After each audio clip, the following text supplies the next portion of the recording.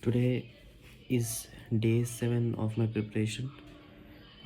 So today I thought to just do revision because without revision I'm not able to remember anything.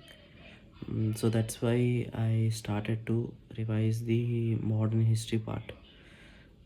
So today I revised modern history, the main Charter Act, Regulating Act, Pitt's India Act.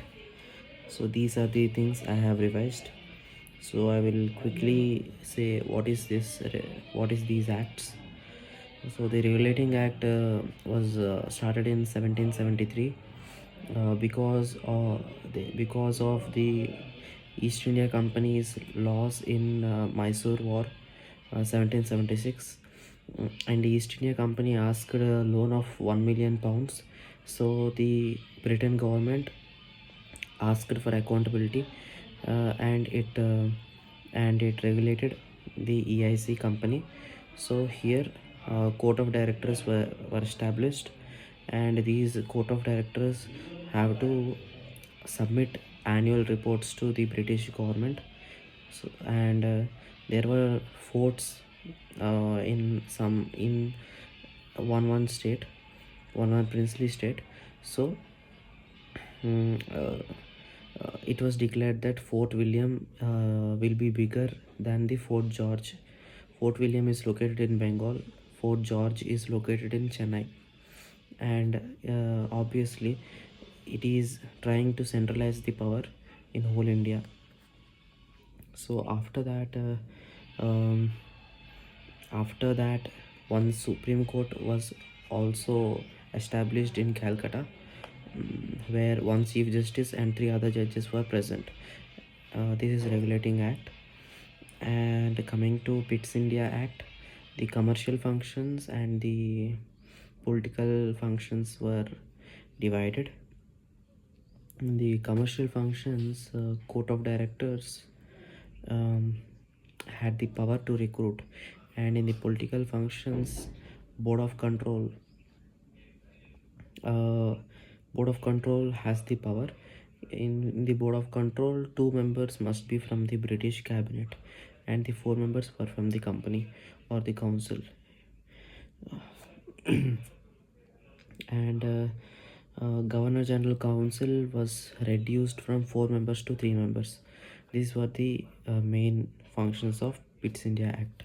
Now coming to the Charter Act, there are 4 Charters Act: 1793, 1813, 1833, 1853.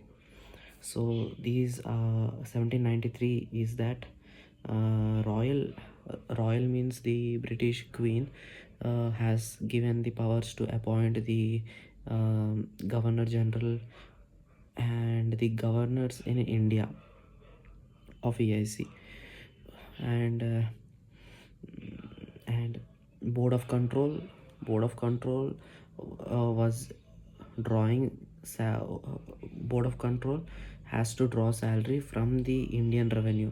This was the main act of Charter Act 1793. And there is one more thing, important thing: commander in chief will not be part of Governor General's council. So these are the three main points.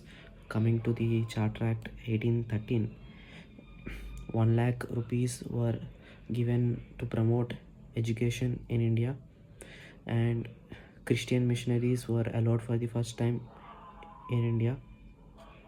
And it was asserted that the crown will be the ruler. Crown is superior to the Indian region. So this is again showing that the company is not supreme, and the British government and British country is supreme over the Indian affairs at that point of time. And local government was first time given powers to impose taxes in this act, Charter Act 1813. Coming to Charter Act 1833, this was the first time when Governor General for whole of India came, I think. Yes, Governor General of Bengal was made Governor General of India, and the first Governor General of India is William Bentinck. And the tea trade was also about monopoly was ended.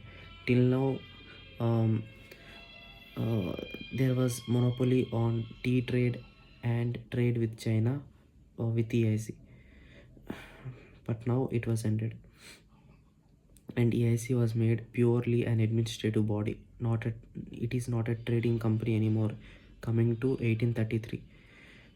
And Governor General Council was given all powers: civil powers, revenue powers, military powers. And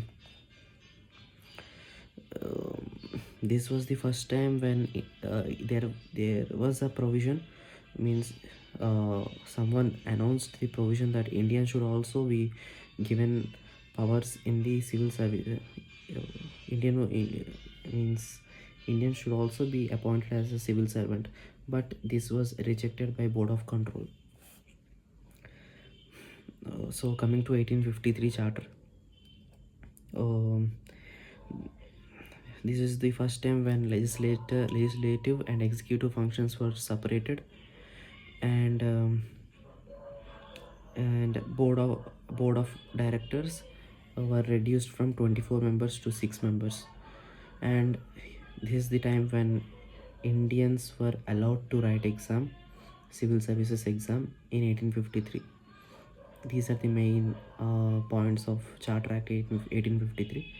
So that's it. Coming to current affairs, there was an article about mining rules in the country.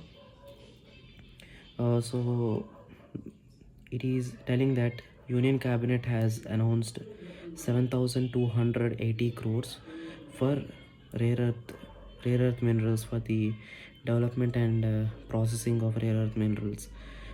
Here the writer is telling that the main challenge India has is that we don't have any processing center.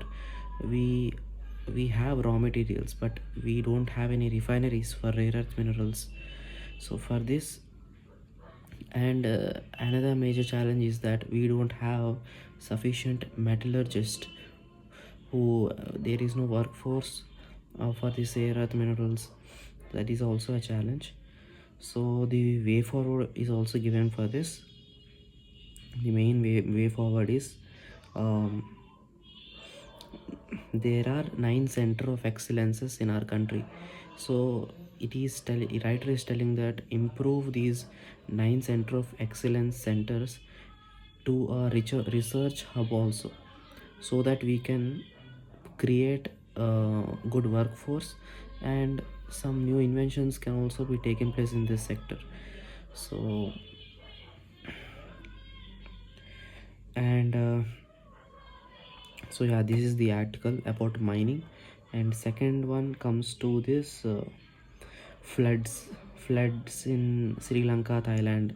So it is related to the disaster management. So here the writer is telling that the livability index is not taking into consideration about the disaster prone areas. It is blindly giving reports about some cities, and because of overpopulation in that cities, of course, by seeing the reports, everyone will get attracted and go to those places because of these overpopulation also. So yeah, here the writer is telling that not only tier 1 cities, tier 2 cities are the deeply impacted cities, because there is no good drainage structure in those areas. The writer is stressing to improve some drainage facilities, so that if anytime disasters occur, the poor people will not get affected because of that problem. Rich will however escape rich will however escape those disaster risk, but poor people, if their house is submerged, then it is a big problem, because most of the housing areas are now created in the dried lakes. So when floods occur, those water will go to those the so those areas. so, so that is what writer has stretched. Let's see what happens tomorrow.